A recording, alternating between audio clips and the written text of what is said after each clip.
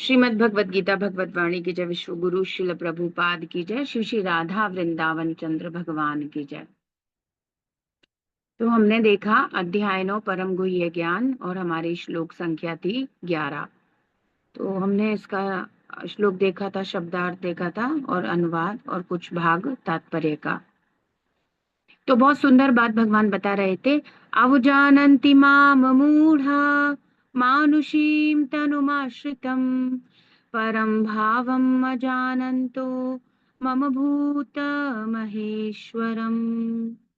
क्या कह रहे हैं कि जब मनुष्य रूप में मैं अवतरित होता हूँ, है ना, और आज प्रभुपाद परपोट में इतने सुंदर तरीके से बताएंगे कि हम सब समझ भी पाएंगे। तो मूर्ख मेरा उपहास करते हैं, वे मुझ परमेश्वर के दिव्य स्वभाव को नहीं जानते। और ऐसे लोग जान भी नहीं सकते, भगवान के उस परम दिव्य स्वभाव को नहीं समझ सकते। भगवान ने बताया मूर्ख लोग हैं, मूढ़ा, उनकी बुद्धि एकदम ठस है। दे कैन नॉट अंडरस्टैंड ऐसे ट्रांसीडेंटल टॉपिक और गुह्य टॉपिक। क्योंकि ये तो भगवान कहते हैं कि जन्म कर्म च मे दिव्यम एवं यो वेति तत्वतः त्यक्त्वा देहम पुनर्जन्म नैति मामेति स्वर्जुना। अगर जान ही जाएंगे तो मुक्त हो जाएंगे, जान जाते तो मुक्ति हो जाते ना। तो मूर्ख लोग नहीं समझ पाते। वो भगवान के प्रति श्रद्धा उत्पन्न नहीं कर पाते। तो श्रील प्रभुपाद जी ने हमें बताया कि भगवान परम नियंता है, हम लोग छोटे मोटे नियंता है। वो परम सुप्रीम कंट्रोलर सर्वलोक महेश्वरम है ना, और वो नहीं जानते। और वो समझते हैं कि माइक शरीर है मायावादी, जबकि भगवान अपनी अंतरंगा शक्ति के प्राकट्य से उन अपनी अंतरंगा शक्ति के साथ या उनके प्रभाव में सारी लीलाएं करते हैं। जब अवतरित होते हैं माया का स्पर्श भगवान करते ही नहीं है, पर उनको नहीं समझ में आता। और जो भक्त हैं उनकी बिल्कुल अलग स्थिति है।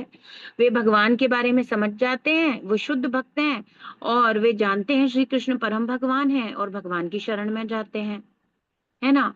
अब यहाँ से शिल प्रभुपाद बता रहे हैं कि सगुणवादी मतलब जो भगवान के personal form, supreme personality, they know that Krishna is a personality, is a person, he is sensitive, he has emotions, है ना। उनसे प्रेम में संबंध होता है, हर जीवात्मा का एक व्यक्ति चाहिए प्रेम के आदान प्रदान के लिए। तो सगुण है। और निर्गुणवादी जो मानते हैं नहीं कुछ नहीं होता, अरे अगर कोई इतना सुप्रीम पावरफुल चीज है तो वो बॉडी में कैसे आ सकता है, क्योंकि वो मटेरियल बॉडी की ही कल्पना करना जानते हैं, सच्चिदानंद को वे समझते नहीं हैं। तो प्रभुपाद कह रहे हैं कि सगुणवादी तथा निर्गुणवादी में भगवान के मनुष्य रूप में प्रकट होने को लेकर काफी मतभेद चलते रहते हैं। कॉम्प्रोमाइज होएगा, वो कॉम्प्रोमाइज होगा ही नहीं कहीं पे, मतलब और कॉम्प्रोमाइज की बात नहीं है। वास्तविकता तो यह है कि सत्य में स्थित होना और असत्य, है ना, कृष्ण सूर्य सम माया अंधकार, राइट और रॉन्ग। तो वो लोग कह देते हैं निर्गुण है, निर्गुण कह देंगे तो फिर वो परम प्रेम जो दिव्यता जीवन की परिपूर्णता वो कैसे प्राप्त होगी। अगर कोई व्यक्ति नहीं है तो प्रेम का आदान प्रदान कैसे होगा, रोशनी के साथ कैसे प्रेम का आदान प्रदान किया जा सकता है। एक लाइट वो कह देते हैं कि एक ब्रह्म ज्योति है।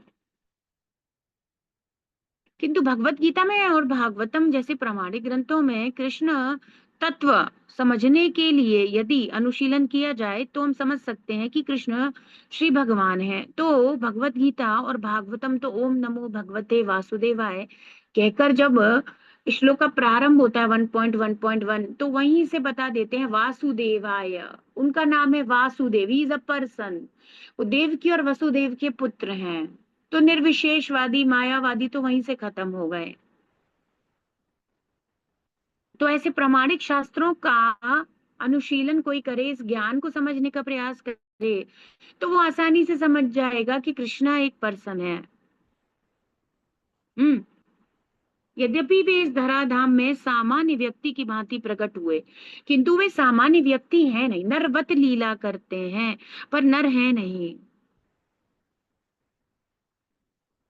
इसी को लेकर के श्रीमद् भागवतम से श्लोक कोट कर रहे हैं शिला प्रभुपाद के सौनक आदि ऋषियों ने उन सूत गोस्वामी पाद से पूछा था कि उन भगवान के दिव्य कार्यकलापों के बारे में बताइए। तो जो 6 प्रश्न प्रथम अध्याय में पूछे गए श्रीमद् भागवतम प्रथम स्कंद प्रथम अध्याय। तो उसी में से एक ये प्रश्न था, कृतवान किल कर्माणि सह रामेण केशवः अतिमर्त्यानि भगवान गूढ़ कपट मानुषः।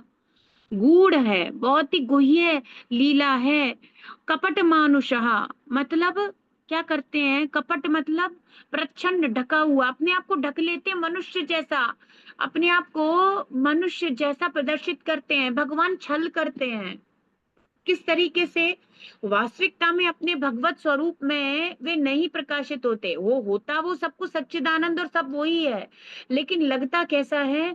इसी को प्रभुपाद आगे अभी बताएंगे कि भगवान अपने द्विभुजी रूप में अर्जुन से बात कर रहे थे, अर्जुन के सखा, और फिर जब गीता का उपदेश दे रहे थे तो 11वें अध्याय में विराट रूप धारण कर लिया, और उसके बाद फिर चतुर्भुज रूप भी धारण कर लिया। फिर अर्जुन ने कहा कि मुझे आप वैसे ही दर्शन दीजिए जैसे आप मेरे मित्र हैं। फिर भगवान ने अपना मनुष्य रूप धारण कर लिया। तो मनुष्य रूप वही सच्चिदानंद स्वरूप, क्योंकि ये सब योनियां, जो भी आकृति, जो कुछ भी हम देख रहे हैं वो कृष्ण ने ही तो बनाया है। तो कभी वो कूर्म बन जाते हैं, कच्छप रूप ले लेते हैं, तो कभी वो वराह रूप ले लेते हैं। ये सब उन्हीं की क्रिया, वो किसी भी रूप को ले लेते हैं। वास्तविक रूप कृष्ण का क्या है, द्विभुजी श्याम सुंदर, संता सदैव हृदयेषु विलोकयन्ति यम अचिंत्य श्याम सुंदर गुण स्वरूपम, है ना। वे श्याम सुंदर रूप में है, जो उनका ओरिजिनल फॉर्म है, वही भगवान। तो यहाँ पर क्या करते हैं, ढक लेते हैं अपने आप को, छुपा लेते हैं, मनुष्य के जैसे लगते हैं, ऐसे छुप जाता है, ऐसे छुप जाते हैं। तो कृतवान किल कर्माणि सह रामेण, रामेण मतलब राम, मतलब बलराम, सह रामेण बलराम के साथ जो केशव आते हैं, कृतवान किल वो कौन कौन सी दिव्य लीलाएं, दिव्य कार्य करते हैं, कृतवान संपन्न करते हैं। और कृतवान किल कर्माणि उन्होंने किस प्रकार की क्रीडाएं या लीलाएं संपन्न करी, मनुष्य की भांति। ये वर्ड बहुत इंपॉर्टेंट है, मनुष्य नहीं, मनुष्य के जैसे वे करते, अति मर्त्यानी, अति मानवीय कार्य, मर्त्यानी, मर्त बुद्धि कौन है या मर्त कौन है, मनुष्य, लेकिन अति मर्त्यानी, मनुष्य से श्रेष्ठ मानवीय कार्यों को जिन्होंने संपन्न किया। भगवान गूढ़ कपट मानुष, बड़े गुह्य इस रहस्य को। तो भगवान कहते हैं भक्त्या माम अभिजानाति यावन यश्चास्मि तत्वतः, only my pure devotees can know me, they can know me in the proper तत्वतः, दे नो, वो जानते हैं और तो कोई नहीं जानता। तो इसीलिए सौनक ऋषि के मन में जिज्ञासा हुई कि मनुष्य के जैसे आते हैं बलराम जी के साथ, बिल्कुल ऐसी ही नरवत लीलाएं, विवाह करना, माता पिता की सेवा करना, परम भगवान होते हुए तो उनका ऐसा कोई संबंध इत्यादि है नहीं, वे तो परम है। वे किसी जीवात्मा को स्वीकार कर लें किसी प्रेम, उसके समर्पण के कारण किसी संबंध में, पर वे परम स्वतंत्र हैं। भगवान के कोई माता पिता हो सकते हैं क्या, वे परम है, वे सबके माता पिता हैं। अंततः देखा जाए, एक दृष्टि, तत्व की दृष्टि से देखा जाए तो फिर यशोदा मैया के भी पिता वे ही हैं, वसुदेव जी के पिता भी स्वयं श्री कृष्ण ही है। अहम बीज प्रदा पिता, तो जो भी है सबके, सब कुछ उनसे आया, is the origin of everything, तो उनके माता पिता भी उन्हीं से आए हैं, फ्रॉम फ्रॉम द तत्व। बट रस की दृष्टि से दो दृष्टि होती है शास्त्र में, तत्व दृष्टि और रस दृष्टि। रस से अलग भावनात्मक या लीला, उसमें परम आनंद होता है, और रस की दृष्टि से तो यशोदा मैया मैया है, और मैया है, और वास्तविकता में मैया है, और भगवान डरते भी हैं और वो हर बात मानते भी हैं, और प्रेम का आदान प्रदान होता है माता पुत्र के संबंध में। और तत्व की दृष्टि से तो वे ही यशोदा मैया से, उन्हीं से आई हैं, यशोदा मैया के भी सोर्स वही है, है ना। तो ऐसे क्रीड़ा करते हैं, वे माता पिता स्वीकार करेंगे, वे संबंध स्वीकार करेंगे। तो अभी हम तो पढ़ ही रहे थे श्रीमद् भागवतम में, ओ हाँ भागवतम में, तो वहां पे कह रहे थे कि वे आत्मसंतुष्ट रहते हैं। और मैं बड़ा आश्चर्यचकित हूँ, उद्धव कह रहे थे आप अजन्मा होते हुए भी जन्म लेते हुए देखे जाते हो, तम अत्यंत विडम्बनम, इतनी विडम्बना, इतना आश्चर्य की बात है, समझ में नहीं आता। आप स्वयं काल हो, काल आपका एक प्रतिनिधि मात्र है, स्वयं ही कालो अस्मि भरतर्षभा, तो ये आप ही हो, और सर्वस्य हरश्चाहम, मैं सब कुछ हरने वाला काल हूँ, ऐसे सब बता रहे हैं। और फिर ऐसा लगता है कि जब जरासंध युद्ध करने आता है तो आप छुप जाते हो या भाग जाते हो, तो लोग समझते हैं कि अरे देखो डर गया। सामान्य मनुष्य जैसी आप लीलाएं कर देते हो, ये तो समझ से भी बाहर है, ऐसी अद्भुत लीलाएं आपकी। और 16,108 पत्नियों से विवाह करते हो, जबकि स्वतः ही रमनती है ना, अपने अंदर ही, अपने स्वतः ही आनंद में आप आनंदित रहते हैं, सच्चिद आनंद हैं आप। और फिर भी आप विवाह बंधन में बंधते हुए देखे जाते हैं। तो ये सब कैसे है? मनुष्य के रूप में भगवान का प्राकट्य मूर्ख को मोहित बना देता है। So they can not understand, but Prabhupada हम लोगों को एक्सप्लेन किए है ना, 3rd चैप्टर 4th चैप्टर, जहाँ उद्धव जी ने भगवान की दिव्य लीलाएं, वृंदावन के बाहर की लीलाएं, वृंदावन की लीलाएं, उनमें एक्सप्लेन किया श्रील प्रभुपाद ने, है ना। तो कोई भी मनुष्य उन अलौकिक कार्यों को संपन्न नहीं ही कर सकता, सोच भी नहीं सकता, जिन्हें उन्होंने इस धरा पर करके दिखा दिया। इसी से समझ जाना चाहिए कि ऐसा हो ही नहीं सकता, हो ही नहीं सकता। 17 बार हरा दिए वे जरासंध को, और फिर वो कुछ मंतव्य से कुछ चाहते थे और अपने भक्त को श्रेय देना चाहते थे और भीम को देना चाहते थे। इसीलिए भी उन्होंने कहा कि ठीक है। अब ये गुह्य अर्थ कौन समझ सकते हैं? तो लोग यही कह देते हैं डर गए इसीलिए भाग गए, रण छोड़े। तुम्हारे भगवान कैसे हो सकते हैं, वो तो डरपोक हैं, ऐसे प्रकार से। तो मूढ़ा, माम मूढ़ा, तो मूर्ख मूर्ख लोग, मूढ़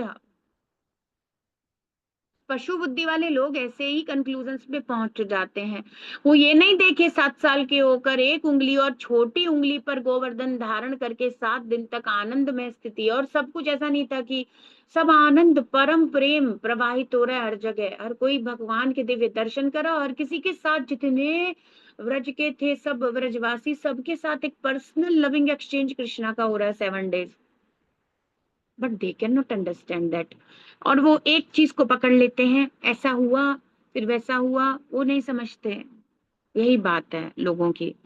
तो प्रभुपाद कह रहे हैं, जब श्री कृष्ण अपने माता पिता वसुदेव देवकी के समक्ष प्रकट हुए तो कैसे थे भगवान?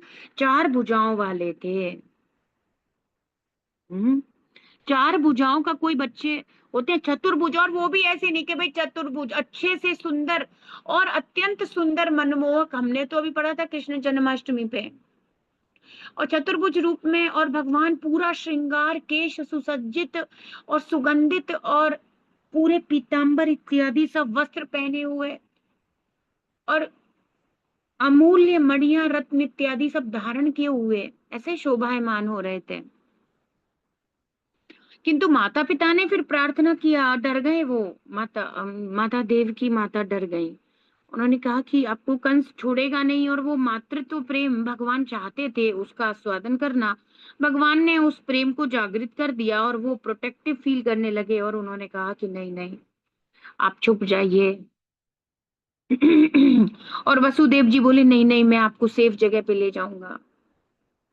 अब वो अपने भक्त के उस, उन दोनों ने बहुत तपस्याएं करके भगवान को पुत्र के रूप में, वो प्रेम के सुख को प्राप्त करने के लिए, है ना, प्रसन्न किया था। तो भगवान ने उनको ब्लेसिंग्स दी कि ठीक है, मैं आपके पुत्र के रूप में, उस भाव, उस प्रेम, उस सुख, भगवान का माता पिता होने का सुख, उसको अनुभव करने के लिए भगवान को बाल क्रीड़ा करनी थी।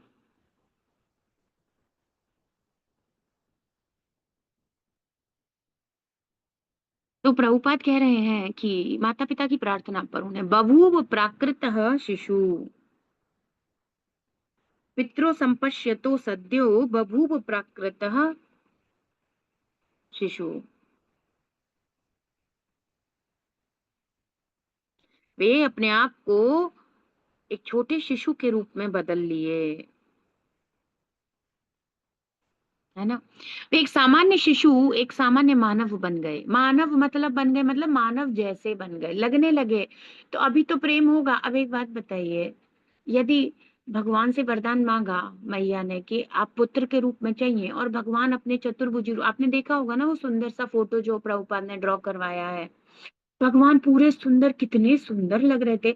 Actually front page of 10th canto Shrimad Bhagavatam के फ्रंट पेज फर्स्ट पार्ट में वही फोटो दे रखा है। है ना। वो छोटे बच्चे के रूप में आ गए और पूरे वो नारायण स्वरूप में भगवान, चार हाथ, अस्त्र शस्त्र, गदा, आयुध सब लेकर के ऐसे इतने सुंदर। और ऐसे तो फिर अब ऐसे उनको माता जैसी फीलिंग कैसे आएगी, भगवान जैसी फीलिंग आएगी, तो प्रेम का आदान प्रदान कैसे होगा। तो उस प्रेम का आदान प्रदान अपने भक्तों से किए हुए, उनके उनको दिए हुए आशीर्वाद और, है ना, वरदान को भगवान पूर्ण करने के लिए मनुष्य के जैसे एक शिशु बन गए। यहाँ पर यह इंगित होता है कि वे सामान्य व्यक्ति के रूप में उनका प्रकट होना, उनके सामान्य व्यक्ति के रूप में प्रकट होना उनके दिव्य शरीर का एक गुण है। भगवत गीता के 11वें अध्याय में भी कहा गया है कि अर्जुन ने भगवान श्री कृष्ण से अपना चतुर्भुज रूप दिखलाने के लिए प्रार्थना की। तेनैव रूपेण चतुर्भुजेन। इस रूप को प्रकट करने के बाद अर्जुन के प्रार्थना करने पर भगवान ने अपना मनुष्य रूप धारण कर लिया, मानुषम रूपम। भगवान के ये विभिन्न गुण निश्चय ही सामान्य मनुष्य जैसे नहीं है। तो कृष्ण परम स्वतंत्र हैं। अब कोई कहे कि भगवान, इतना कंफ्यूजन हो जाता है, ये बेचारे नास्तिक लोग वैसे ही मरे हुए, इनका कोई जीवन की सार्थकता नहीं है। हम बात कर ही रहे थे, वो दयनीय से भी दयनीय स्थिति में है जो मनुष्य शरीर प्राप्त करके कृष्ण की भक्ति नहीं कर रहा। बड़ी ही खराब, बेचारे से क्या घृणा या हे या दृष्टि भी रखने के योग्य नहीं है वो। कोई कोई समर्थ व्यक्ति हो फिर वो गलत काम करे तो लगेगा, अरे देखो, ऐसा नहीं, ये सब शर्म नहीं आती, ऐसा कुछ बोल सकते हैं, हे घृणा कुछ। बट एक्चुअली वो तो इतने दयनीय है कि उनपे तो खुद पीड़ित दुखी व्यक्ति भी दया करे। अब ऐसे लोग फिर कितना मिसजज करते हैं, आपको मिस इंटरप्रिटेशन करते हैं, कृष्णा आप ऐसा क्यों करते हैं। तो भगवान कहते हैं मैं स्वतंत्र हूँ, कुछ भी करूं, नहीं समझते तो नहीं समझते, नाहम प्रकाश सर्वस्य योग माया समावृता। मैं सबके समस्त अपने आप को प्रकट करूं, ये आवश्यक नहीं है कि मैं एक नास्तिक को समझ में आऊं। वो नहीं आते, रहो तुम। तो एक्चुअली नुकसान उन्हीं लोगों का है, भगवान का तो है नहीं। भगवान केवल भक्तों को समझ में आते हैं। भगवान हर किसी के सामने उस प्रकार से उपस्थित या समझ में आने तक का ददामी बुद्धि योगम भी नहीं देते। तो अब वो लोग कमेंट करते रहेंगे या कुछ करते रहेंगे कृष्णा को लेकर, बट कृष्णा तो कृष्णा है ना, कृष्णा पे कुछ फर्क पड़ने वाला ना कृष्णा के डिवोटीज पर। अगर अच्छे से सिद्धांत समझ गए हैं तो ऐसे लोगों की बातों से कोई फर्क नहीं पड़ेगा। उन्हें तो पता है कि Krishna supreme personality of God है। तो इतना इतना सारा मिसअंडरस्टैंडिंग क्यों, क्योंकि जो असुरी स्वभाव के हैं, जो तमोगुण रजोगुण को ही स्वीकार करते हैं, तो ये भगवत तत्व इवन सतोगुण वाले भी नहीं समझ पाते। इवन तो ब्रह्मा विष्णु महेश कोई नहीं समझ पाता, कोई श्री कृष्ण को समझ ही नहीं पाता। फिर अब क्या बात की जाए। भगवान की अपनी इच्छा है।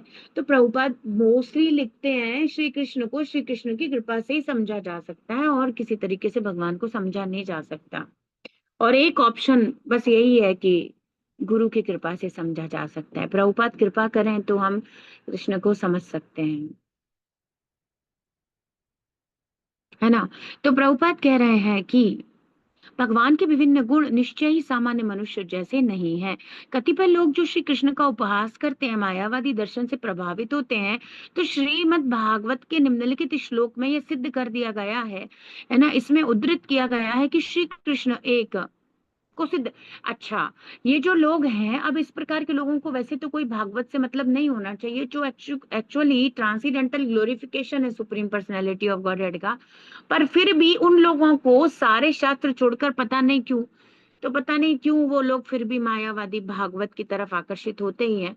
तो अब वो ये जो श्रीमद् भागवत के कुछ श्लोक हैं, so because they are not understanding Shrimad Bhagavatam under the guidance of a bona fide spiritual master, तो ये लोग मिस इंटरप्रिटेट करते हैं इवन भागवत के श्लोकों को, जैसे गीता के श्लोकों को मिस इंटरप्रिटेट किया जाता है। तो इन मायावादी और इन निर्विशेषवादियों के द्वारा श्लोकों का मिस इंटरप्रिटेशन, और श्रीमद् भागवतम के तृतीय स्कंद के इस श्लोक का बहुत ज्यादा मिस इंटरप्रिटेशन होता है कि वे तो देखो सामान्य व्यक्ति हैं, तो वो उस श्लोक का अर्थ गलत लगाते हैं। तो भगवान वहां तृतीय स्कंद में बता रहे हैं, अहम सर्वेषु भूतेषु भूतात्मा अवस्थितः सदा तम तम अवज्ञाय माम मर्त्य कुरुते चार विडंबनम। कह रहे हैं कि मैं प्रत्येक मैं ही हूँ, जो सभी के अंदर स्थित हूँ, परमेश्वर परमात्मा के रूप में मैं ही हूँ। है ना? तो वो मानते नहीं है, और वो अच्छा हो कि इस श्लोक को हम जीव गोस्वामी तथा विश्वनाथ चक्रवर्ती ठाकुर प्रभुपाद जैसे वैष्णव आचार्यों से ग्रहण करें, ना कि श्री कृष्ण का उपहास करने वाले अनाधिकारी व्यक्तियों की व्याख्याओं से।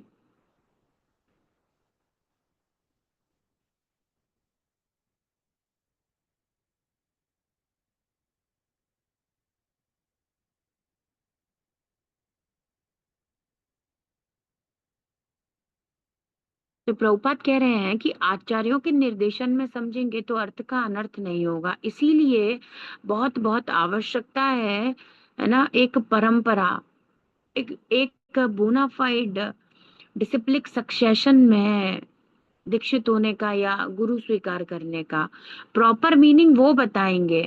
तो ये सारी लीलाएं या पूरी श्रीमद् भागवतम क्या है, ये एक्चुअली ये समाधि की लैंग्वेज है। तो वेद व्यास जी को नारद जी ने कहा कि समाधि में स्थित हो जाओ। समाधि में स्थित होने के बाद उन्हें भगवान के दर्शन और ये सारी लीलाएं सब कुछ उनके हृदय में प्रकट हो गया। फिर उन्होंने इसे बुक फॉर्म में, रिटन फॉर्म में दे दिया कलयुग के लिए, ऐसे। तो ये सब उन्होंने अपनी ट्रांसीडेंटल हाईएस्ट स्थिति में जाकर के और फिर ये लिखी है। तो ये सब कुछ अनुभव किया हुआ प्रैक्टिकल एक्सपीरियंस है। फिर उन्होंने जब ये सुखदेव गोस्वामी पाद को दी तो उनके हृदय में इस प्रकार से प्रज्वलित हो गई। ऐसे तो ये जो श्लोक आप बोल रहे हैं, इसके रियल मीनिंग वो ही समझ सकते हैं जो भगवत तत्वविद हैं, जो एब्सोल्यूट ट्रुथ को जानते हैं, है ना?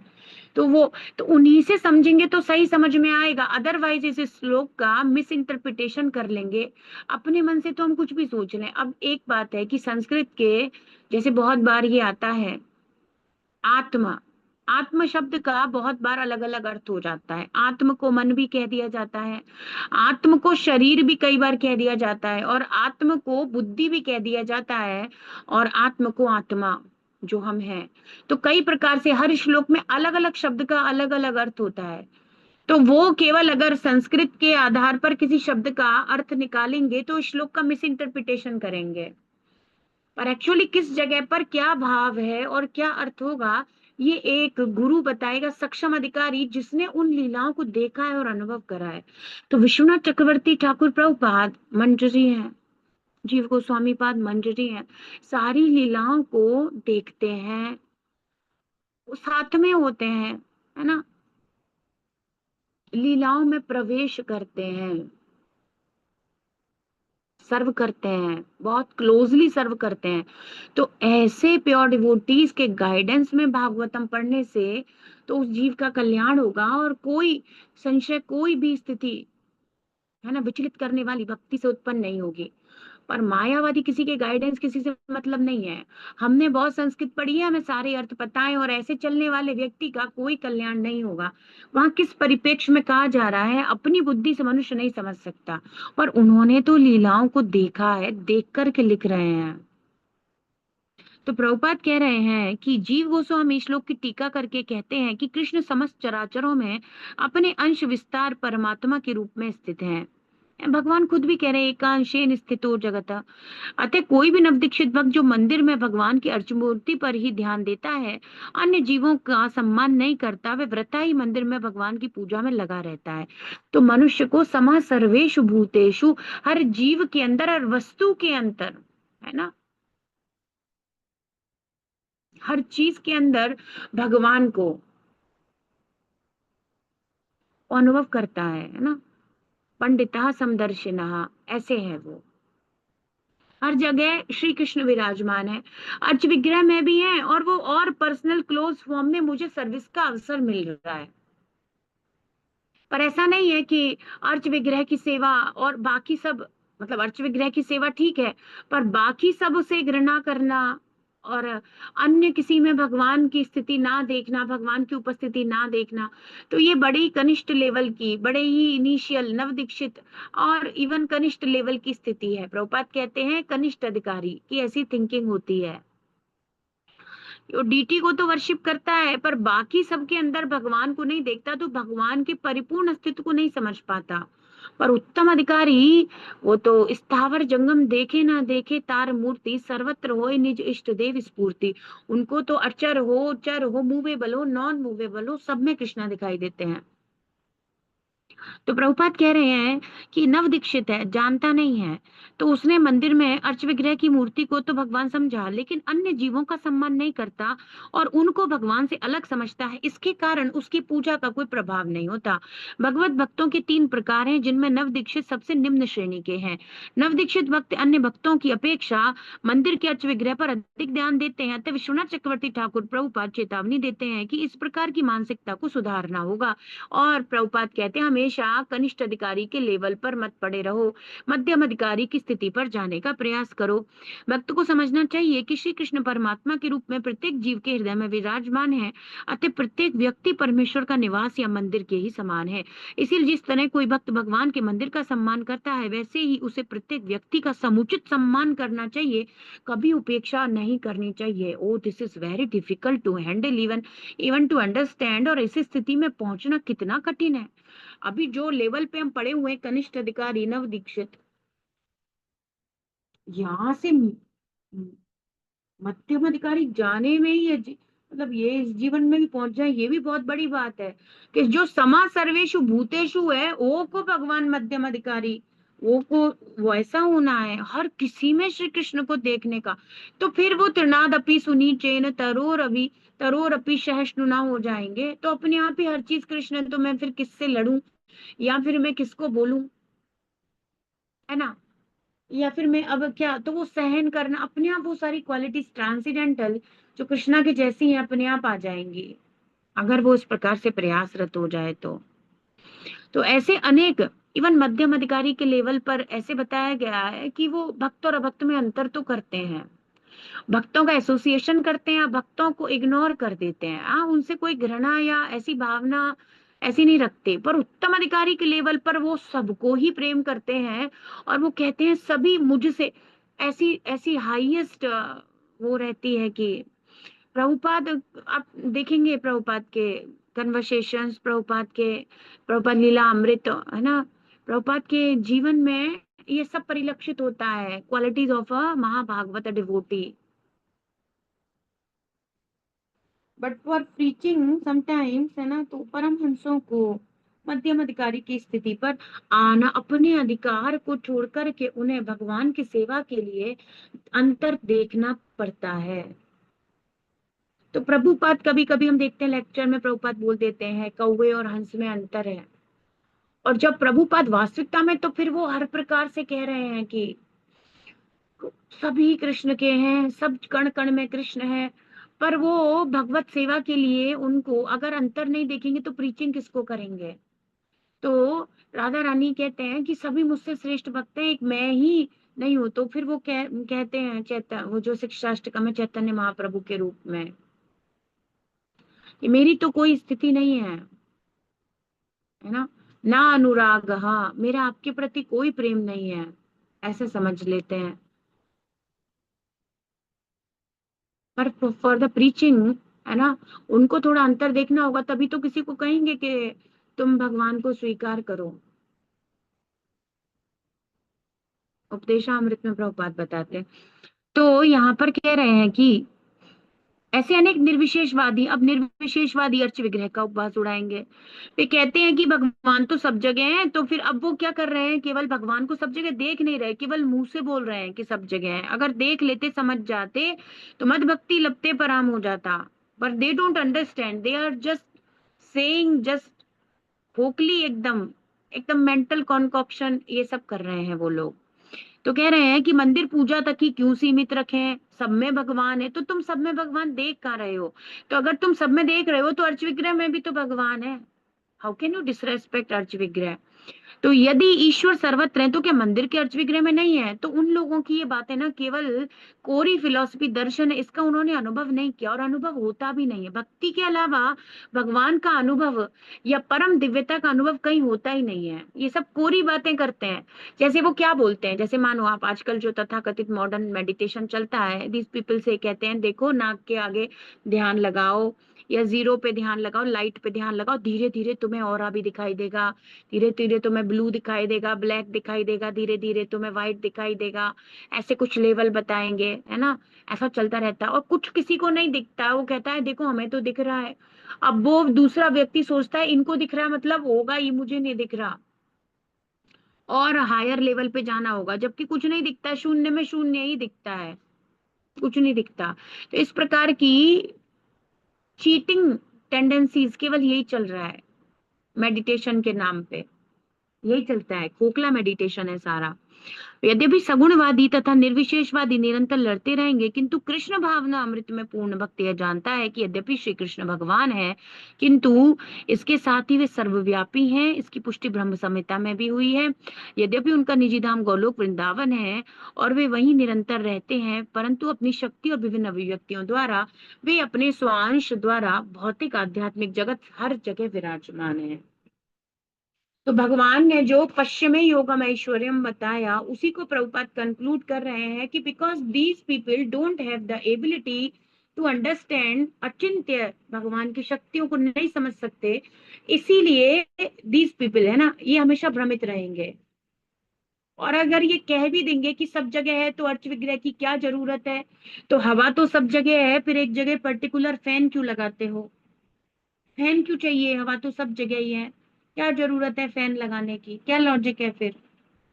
सब जगह ही हवा है।